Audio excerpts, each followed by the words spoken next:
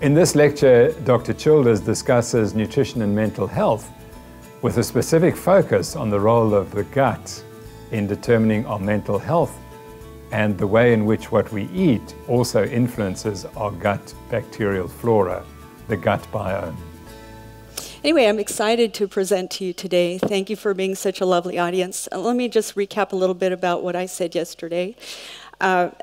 So yesterday, I hope that I planted the idea that humans may just be carnivores. We may actually be carnivores.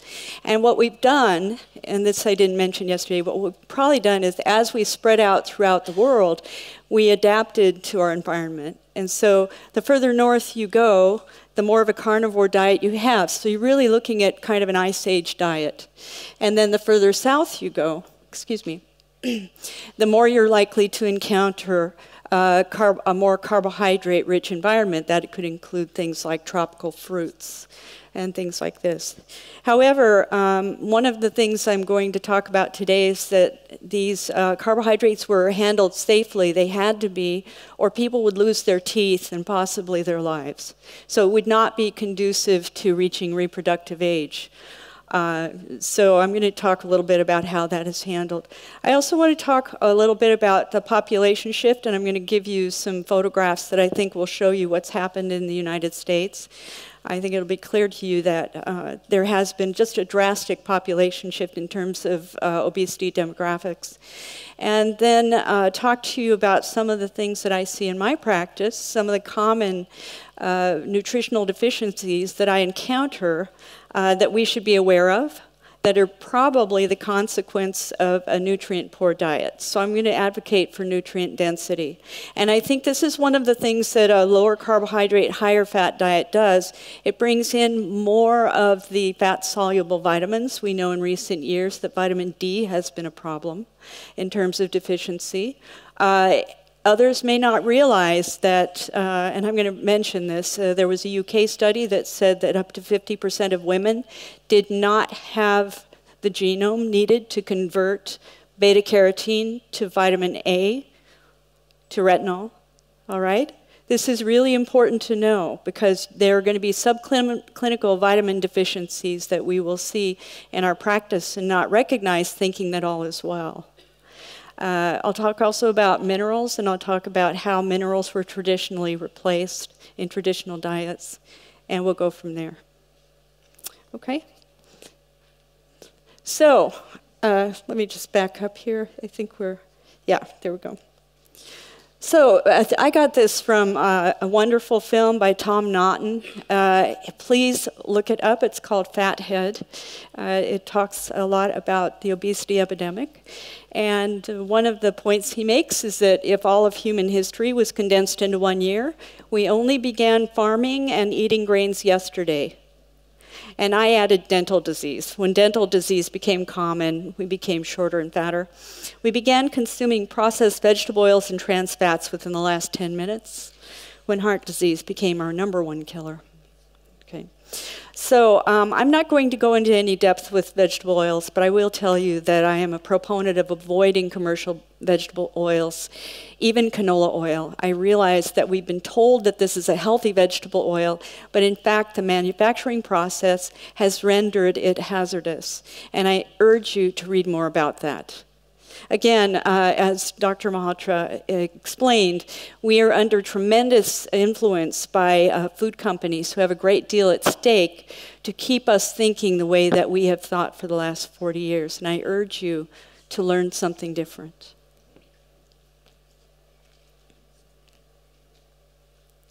Okay, once upon a time. Remember, when you watch those old movies, are you astounded at how slender people are? Especially those under the age of 60. There's a 5th grade class from 1940. Probably a lot of these kids were agrarian. 5th grade class from 1969. Everybody's still looking pretty good. This is our modern classroom. The population shift is amazing, and already you can see signs of metabolic syndrome. in young people. Now, it's true that probably around age 11 or so, kids will pudge out. That's normal, especially boys that are in anticipation of a large growth spurt. But this should not be throughout childhood. So what's happened is a lot of these kids remain in a high insulin state. And a high insulin state is important for rapid growth, such as in infancy, but it should go away not long afterwards. So chubby cheeks are a sign of a high insulin state, which is really cute on an infant, but maybe not so great in an adolescent. Another telltale sign of a high insulin state is what's called acanthosis nigricans. How many of you know about it or have looked for it? Wonderful. I urge you all to learn about this. At least 40% of persons with this condition are not tolerating carbohydrates well at all. And it's a simple examination. All you need to do is lift up the hair and look at the back of the neck. And sometimes you'll see, especially in a very white person, kind of a shade of gray back there. That's not ring around the collar. It doesn't mean that they haven't washed themselves. It's a pigmentation that may come with a high insulin state or with the onset of metabolic syndrome. I've actually seen a lot of this in adolescents, and I've seen it disappear within weeks of changing the diet. So it's definitely reversible.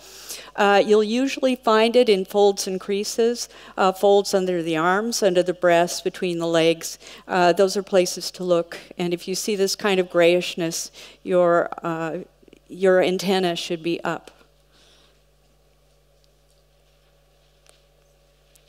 All right, and so the consequences. In my practice, I see children, adolescents, and adults. And one of the heartbreaks is seeing a child or adolescent with an eating disorder. True, there are often parent dynamics involved, and we know about that. But I think in a significant part, we've got bulimics and anorexics that are very concerned about body image, especially as they approach adolescence.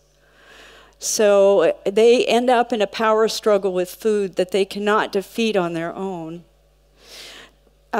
In a survey, 81% of 10-year-olds said that they were afraid of being fat. A 10-year-old should not be thinking about this. A 10-year-old should be running around the block or enjoying time with their friends and having sleepovers. They shouldn't be ruminating on whether they will gain weight. But as you saw in that previous slide, they are gaining weight. You saw that classroom, and the weight is obvious. They're very concerned. Over 1/2 of teen girls and 1/3 of teen boys use unhealthy weight control. This includes cigarette smoking.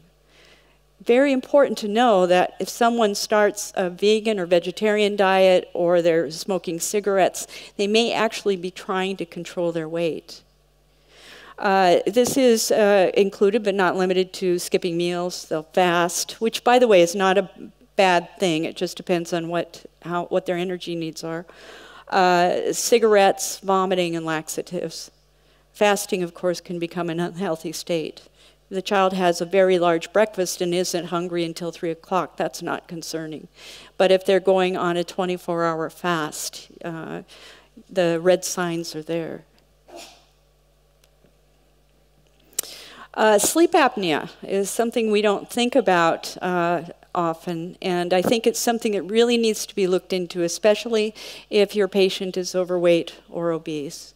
Among children, sleep apnea is often taken care of by a tonsillectomy and adenoidectomy. A lot of times the size of the tonsils will tell you that there's also a large mass of adenoids as well. And often it's curative. You basically remove that and the airway is clear. But another cause that may or may not be evident to you is the child's obesity. And we think now that even the tongue can gain weight. So there's a lot of occlusion at the back of the throat. Another thing in modern day that we have is that we have longer faces now than we traditionally had. And some people in this area believe that it's because we are having a very nutrient-poor versus nutrient-dense diet. So with our ancestors, every single bite counted. But now we think, let's just eat a bag of Cheetos. It doesn't matter. I'll eat a steak at dinner, you see. And we think that we're getting a nutrient-dense diet when we're not. So, so our faces have changed. The airways tend to be more narrow. We're more at risk of elongated faces, especially for children that have enlarged tonsils and adenoids. And it goes on and on like that. And these changes, once developed in childhood, as you know, as an adult, they don't straighten out. So watching growth and development and making sure that parents are giving their children a nutrient-dense diet is going to ensure them good health for the long run. Also, what you see with sleep apnea is not maybe what you expect. Young children, when they have sleep apnea, may seem more hyperactive. And these kids are fidgeting around, basically trying to stay awake. Because to stay on developmental track, they must be involved in activities throughout the day. Mother Nature insists on it. And so they will fight sleep, and you'll see that. And the kids will become quite irritable as well. This is often mistaken for attention deficit hyperactivity disorder. I encourage you to get a sleep chart on the hours needed for sleep for children. And when you have a patient that has, quote, attention deficit disorder, find out if this child is short on sleep.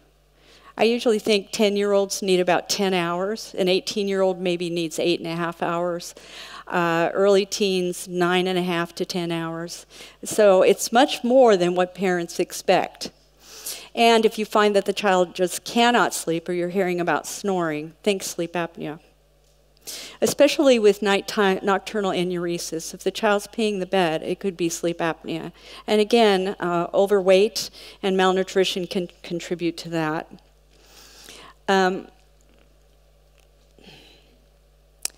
Sleep apnea, also in adults, motor vehicle accidents, very common when people are sleep deprived. In children, adolescents, and adults, there's mood lability, lots of ups and downs during the day, depression, anxiety, and intellectual deterioration. So with sleep apnea in middle-aged men, they found there was actually some atrophy of the brain, which was attributed to sleep apnea. So this is a very serious condition and something that we should be aware of. Okay, I want to talk a little bit about nutrition and labile mood, because this basically is the bread and butter of my practice. This is where my patients are able to succeed, sometimes where they've failed with other means. And what I want to point out is that you have basically, and I'm sure I'm preaching to the choir here, you basically have a safe blood sugar levels, and that's indicated by these lines here. And you can see that if you get a meal that contains, well, they say whole grains, but I could argue with that. But anyway, let's say something, for me it would be bacon and eggs, or bacon and sausage. But anyway, if you get a meal in the morning that is sustaining you with a good bolt of protein and a good amount of fat, then what you find is you have very, very smooth blood sugar levels. And I know that for myself, if I have myself some poached eggs with hollandaise sauce and a side of sausage, I'm probably good until 4 in the afternoon. So I end up fasting without fasting because I'm just not hungry. I'm obeying my body. So this happens when you eat, actually I would say, high-fat, low-carbohydrate meal. I don't think GI quite is ready for prime time. So you have this nice float during the day, and that's good. That's a good thing. Being not hungry is a good thing. All right? However, if you eat that bowl of cornflakes, and by the way, a bowl of cornflakes, even unsweetened cornflakes, is a bowl of glucose. Digestion starts in the mouth with amylase, gets broken down to sugars, and becomes blood sugar. Yes? So anyone who's dealt with diabetics knows this. So you have basically a shooting upward of glucose coursing. And it can actually go above what your body considers to be a safe level. Now your body is already producing insulin to give you energy from this meal, but it will produce even more insulin over time to combat these spikes. And then insulin either turns it into energy for your cells to use or assists your body in turning it into fat. So every time you get one of these spikes, you're storing up more energy in the form of body fat. So basically, if this happens several times a day, the person who has this problem is gaining weight little tiny bit by little tiny bit all throughout the day. And what's amazing to me is that with this high carbohydrate diet, you're so hungry during the day, you end up snacking or eating or grazing about every 2.5 hours, every 3 hours in many cases. And that's actually not normal life for a hunter-gatherer. That's not really normal life. If we had to do that, it would interfere with so many of our activities, we really wouldn't have much time to do more than gather food. So it really, in the historic context, does not make sense for us. So what happens after this spike, after insulin does its job, which it may do too well if you have insulin resistance and you have insulin sweeping in large quantities to try to get rid of this, and especially if your body is somewhat receptive to turning this into fat, then this is going to store, and immediately you're going to plunge down, and you're probably going to go below the low blood glucose line. And although you may not have frank hypoglycemia, you will have a functional hypoglycemia. You'll feel a certain urgency to eat something. And if you're in the workplace and there's a donut, that's probably what you're going to grab. And then you go coursing up again. In other words, this puts you in such a state of urgency, you're not making good decisions about what you eat. You don't have the luxury of thinking about planning a meal. You have to have something right this minute, and you're probably going to grab the first thing that's available to you. That's what happens on a very high carbohydrate diet. So this is what it means to my patients. So this is kind of a typical day for one of my patients. By the way, this is from Alex Richardson's They Are What You Feed Them. It's available in the United Kingdom. It's really a wonderful book. I would recommend it. Alex Richardson studies omega-3 fatty acids in developmental coordination disorder as well as attention deficit hyperactivity disorder. Her findings are pretty remarkable. So this is what she says happens. You end up grabbing something sugary, like a sugary cereal or a chocolate bar, and you go coursing upwards, and then insulin does its job, and then you go back downwards, and then you have to grab something quick, and you end up going upwards, and you can see what the problem is. And so I have patients coming in saying, Dr. Childers, I think I have bipolar disorder. And I ask, well, you know, how many days do you feel high? Oh, for about 3 hours. How many days do you feel low? Well, you know, for an hour or so. Or my depression hits me and I just cannot seem to get out of it. Or I start yelling at people. Do you see what's happening? So when you're seeing emotional lability all in one day, that is not bipolar disorder. Do ask that person to start journaling how they eat. Better yet, start them on bacon and eggs or a high-fat breakfast with adequate protein right away. And what you may see is that their moods stabilize out, and then they hit lunch, and then they start doing this again, and you know that the lunch was too starchy for them. They couldn't take it. Okay?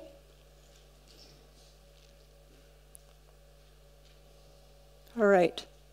So I'm going to show you, this is not an atypical breakfast in the United States. Here we have a cup of cereal topped with a ½ cup of milk, and the milk is fat-free, and a glass of milk on the side, and believe it or not, 49 grams of carbohydrate.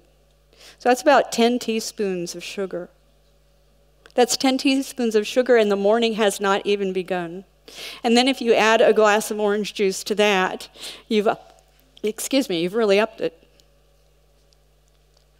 So here's why. So here's a typical milk, and it's Skinny Cow. Okay, that sounds promising, right? If you drink Skinny Cow, you'll be skinny like that Skinny Cow. Okay? Rich and creamy. How on earth did they do that? Okay, first off, cows don't give skim milk, and there's a good reason for that, because calves would not survive. There's not enough nutrition in skim milk for a calf to make it. So here we have the nutrition facts of skinny cows. So let's find out what's in all this. And you see here that you have a total carbohydrate load of 17 grams for just 1 cup of milk. That's it. And generally, now I'm going to show you a cereal. And this cereal actually was considered to be, excuse me, a smart choice by top nutritionists at some respected medical schools. And it was given this smart check at that time in 2009 because it had fiber and some vitamins sprayed into it. Fruit Loops. Okay. And as you can see, they're still bragging about their fiber and whole grain. Fruit Loops, right? The Smart Choices program has since gone under the radar. They're really not boasting about it now. I think Time magazine picked up on it and made fun of them. So they're more careful. But you can still see that, you know, it's natural, and look at all the ingredients. These ingredients are wonderful. There was actually a study done in the UK where they checked several of these artificial colorings, and what they found is that children who had never been hyperactive before suddenly became hyperactive for hours. And in response, the United Kingdom actually got rid off the shelves. They got off the shelves these colorings. And these colorings were combined with sodium benzoate. Sodium benzoate is a very, very common preservative in the United States. And so what they found is that when these colors, which by the way are coal tar derivatives, these are actually from, many of them from petroleum products. What they did is they went ahead and took those off the market, which I thought was a great idea. So if you get a Yummy yogurt, instead of being colored with red dye number 5, what you'll see is it's colored with beet juice, which is a much better product, much more human healthy. So anyway, so when I look at this, I think, oh look, a box of ADHD. All right? The teachers are going to have a terrible time for the next few hours. Okay? And you look over here and what you see is this is a 1 cup serving. Now, how many of you have ever measured out a cereal to just 1 cup? Don't you usually kind of fill up the bowl? Right? I think a kid, especially a teenager, is not going to call 1 cup a serving. Okay? But still, here we go. So you look at the ingredients here, and you see 25 grams of carbohydrates, of which 12 are sugars, straight sugar, and then the other is starch, probably, most likely. Okay? And they do have some less than 1 gram of dietary fiber, and that makes this a health food. Okay.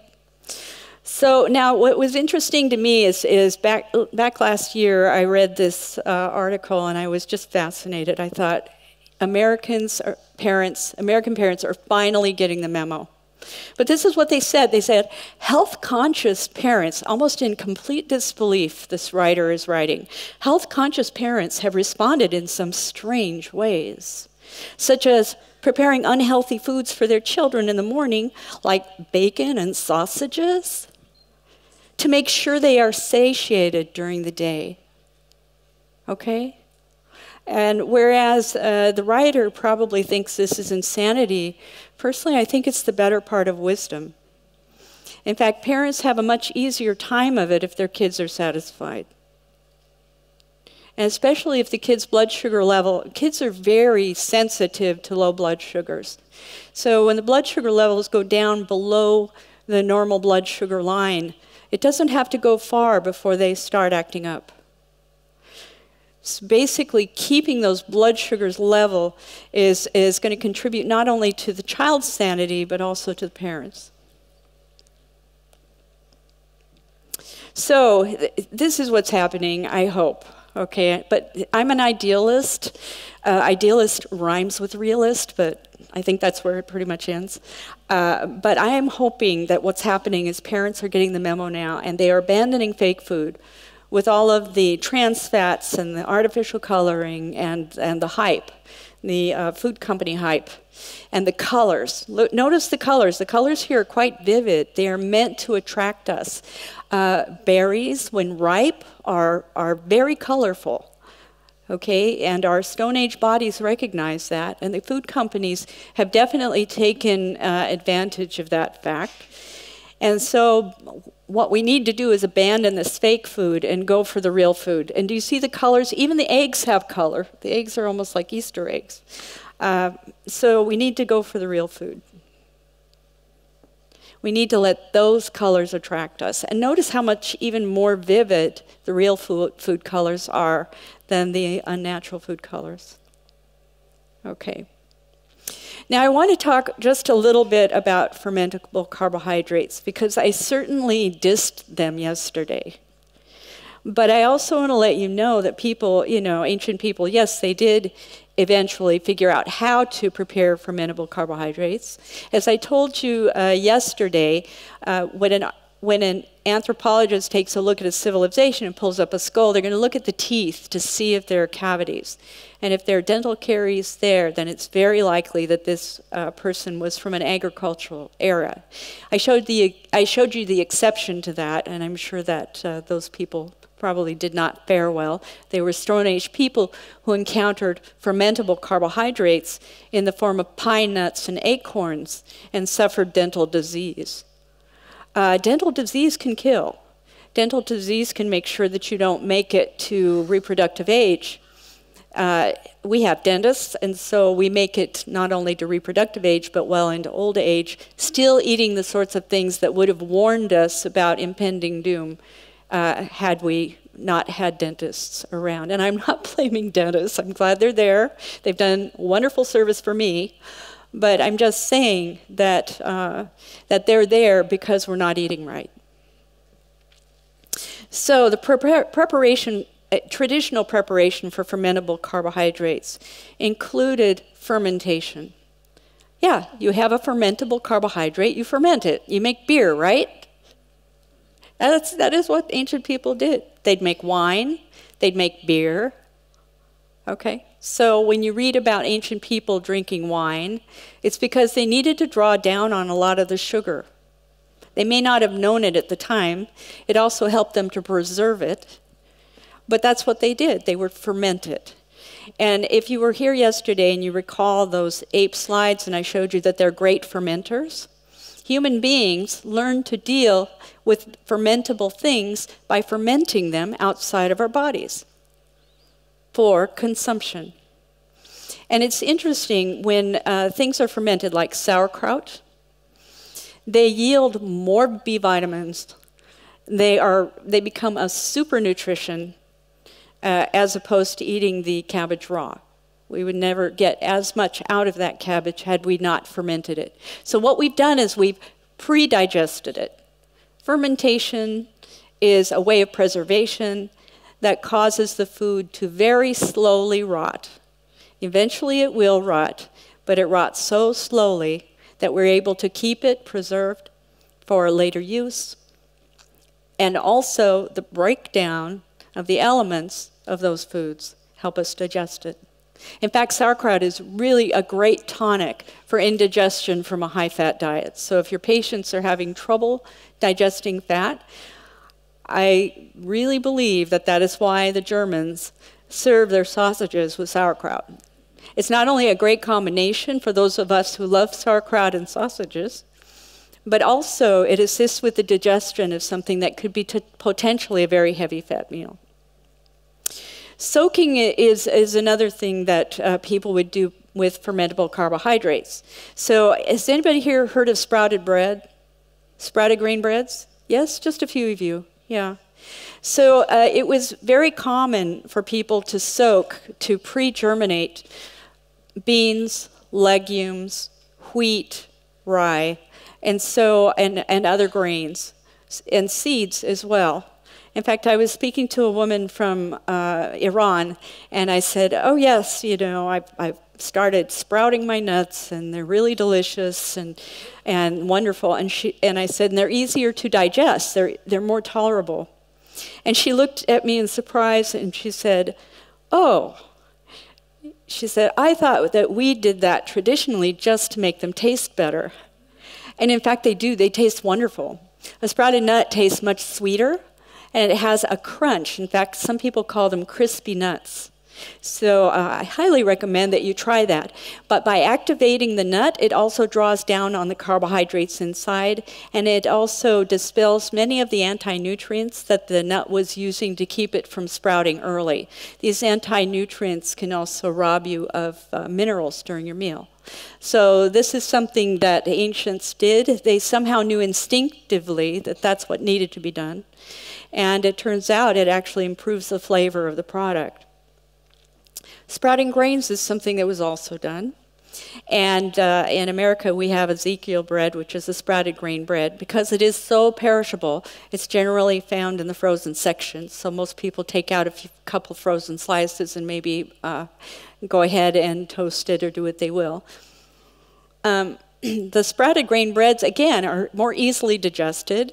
And the phytates basically are reduced, those things that basically prevented the grain from sprouting early. And also, have you ever put beans in a blotter and watched the bean grow?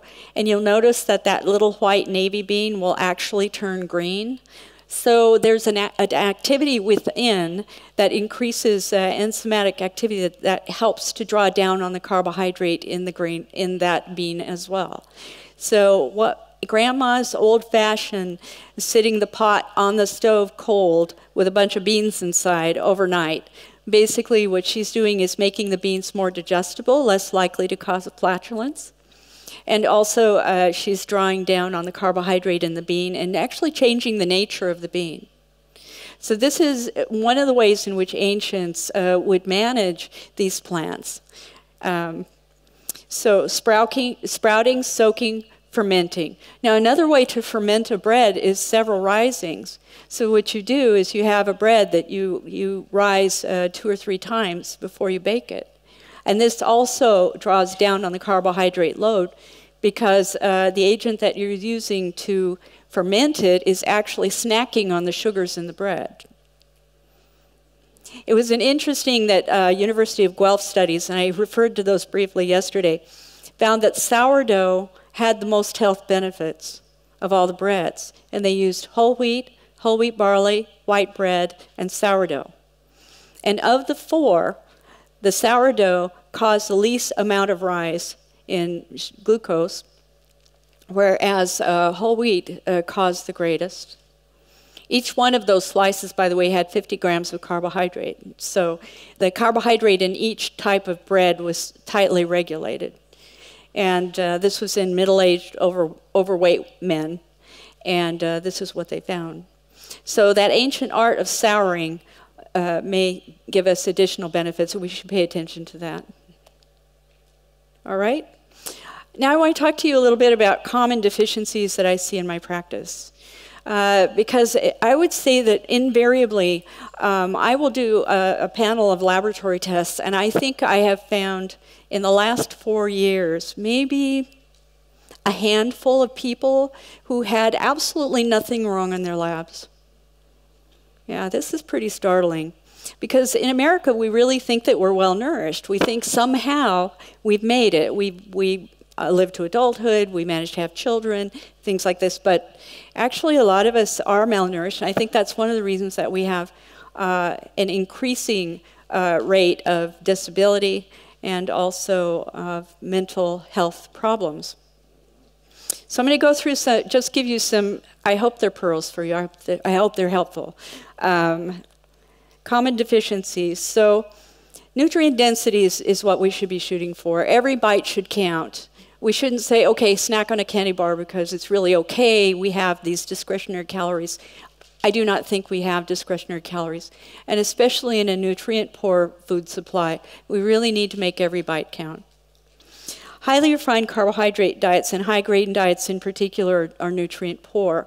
And as I alluded to just a minute or so ago, the bran, even the bran, like we put all this bran and everything, the bran, if it's not properly managed, if it's not pre-soaked, if the grain is not pre-germinated, can actually rob us of minerals during the meal. So, and I'm saying the minerals of the meal. It doesn't go into your bones and take your minerals, but you won't get as much nourishment out of your meal if you include the bran. So they tend to be nutrient poor. So here's Amenhotep III. He was very unfortunate. He, again, makes the case about tooth and dentistry and diet. His front tooth loss was secondary to tooth infections. He probably ate a very more highly refined diet for the time because he had minions who could make it for him. And this may have contributed to his death at about 38 years of age. Okay, so minerals. One of the things I would like to see brought back is more animal products. As I spoke about yesterday, I think that we are carnivores, and I think we do need to make good use of animals, and I think we need to make use of them from snout to tail. Bone broth is something that was very important in the Middle Ages. They'd have these big cauldrons of rolling, simmering broth, and you've probably seen the witches' cauldrons. They throw an eye of newt and tail of toad and whatever they do.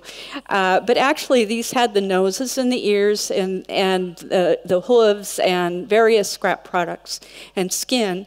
And what this did is it gave them, you've heard of hyaluronic acid, chondroitin sulfate. You've probably heard of collagen, yes? Basically, cooked collagen is gelatin.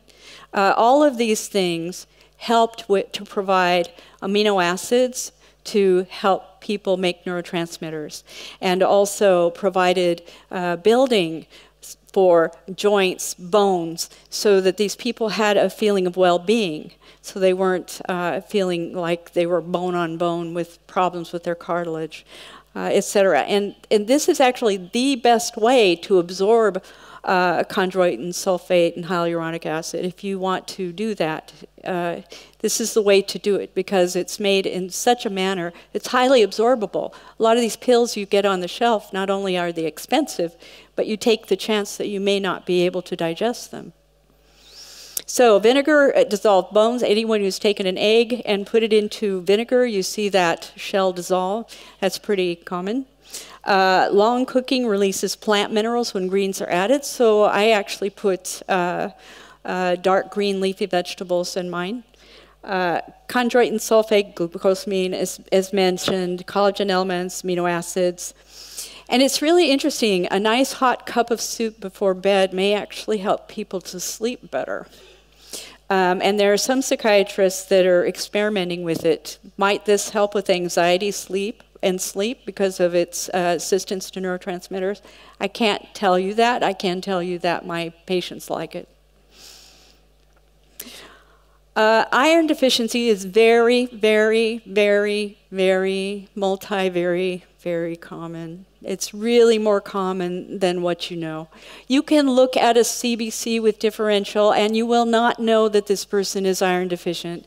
I have a CBC with differential that looks so pristine and beautiful. You would think this woman was in robust health. But when you look at her ferritin level in our units, ferritin level was 8, and it should be 50 or better, 50, to prevent things like restless leg syndrome and other problems psychiatrically.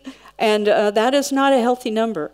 In fact, anything below 10 by most of our laboratory standards is considered to be in anemia range. So this was a woman who was anemic with a robust CBC. And I see that over and over again. So I think we should discard the CBC as helpful. Iron deficiency syndrome is basically in Germany. They consider this iron deficiency syndrome, and they say that it is very much like attention deficit disorder added with depression. So this person cannot concentrate, and that is actually one of the criteria for depression that we look for. The other thing that we see is a lot of these women or children have a predilection toward ice. And in fact, I knew one woman who knew all the best places to find ice to chew on. It just gave her great relief. So if your patient is doing a lot of ice chewing, think about iron deficiency. Heme iron from animals is the most available iron for human beings. I can't say that enough. Heme iron from animals is the most available iron for human beings. And I see a lot of iron deficiency, especially in vegans. Almost invariably, I can't find a vegan with a good, robust iron level who isn't taking an iron supplement. And I don't believe that taking iron supplements long-term is healthy. I think you could provoke some bad outcomes. Things like cancer have been suspected when people overindulge in iron.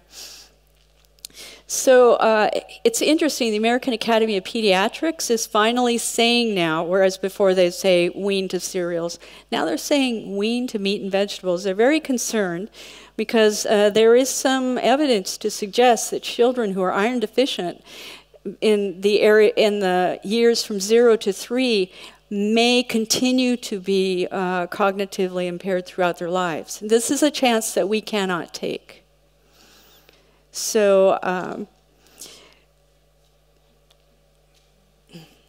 and as I told you, the test is ferritin plus, and then I add a C-reactive protein, an HSCRP, especially in adults. And the reason I do that is because ferritin actually is a reactant to inflammation, and if the inflammation is high and you have a healthy-looking ferritin, that may actually be a low ferritin.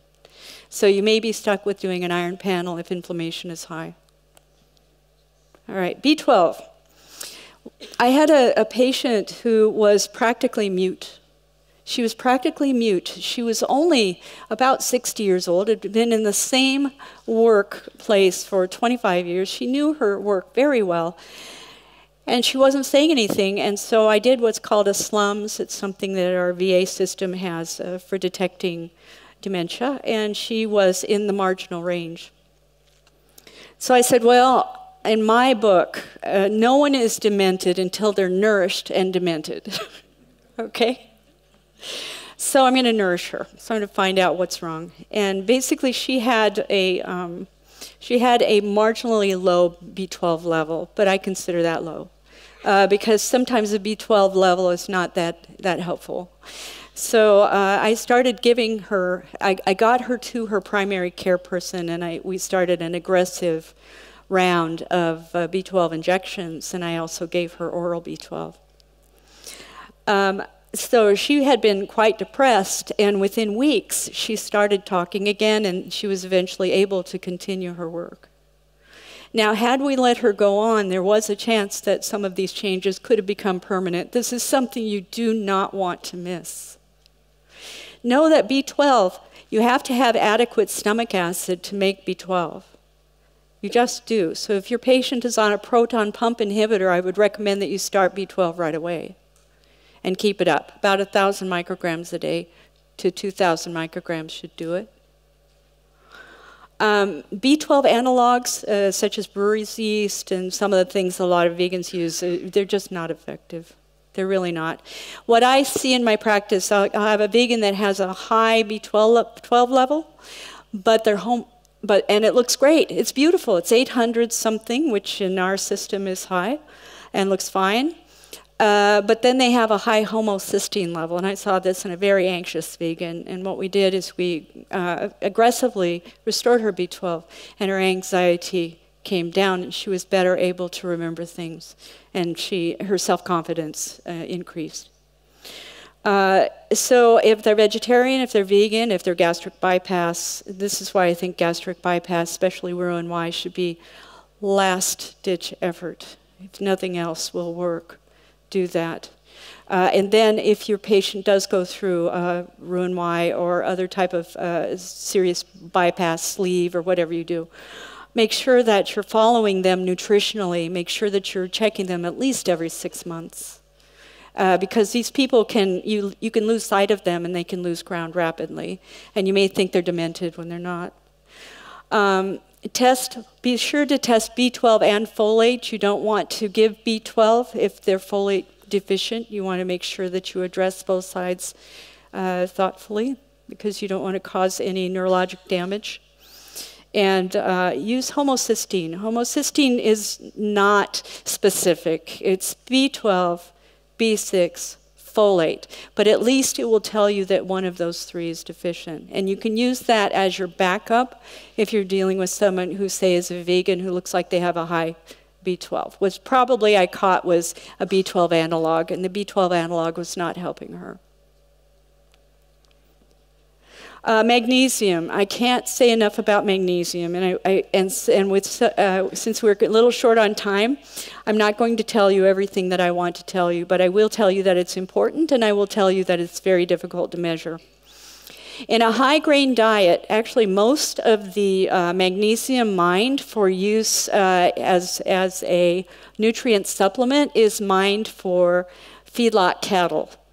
The reason is that their stomachs are terribly upset with all the grain that they're eating.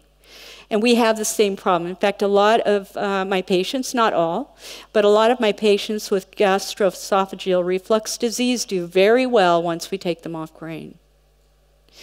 Magnesium becomes deficient, especially when people are eating a high bran diet and that bran is not properly processed.